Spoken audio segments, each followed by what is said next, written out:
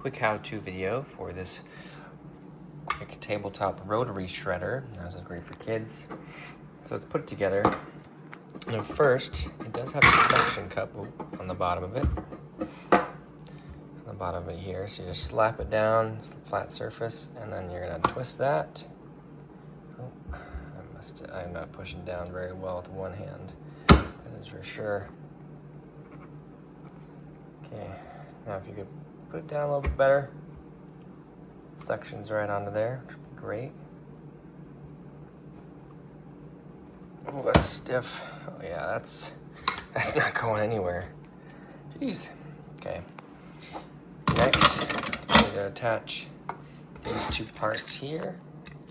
Let's get this on here. Just going to attach that, screw that tight. And now those are together. I'm mostly doing this one-handed, and then kind of pop in whatever you want to shred. I've got some baby carrots here just to test it out with. Let's get a bowl so I don't make a huge mess in the kitchen. So I'll spin this case, looking at it clockwise. Just need someone kind of pushing down the carrots, someone else twisting. Let's see what it looks like here. Okay,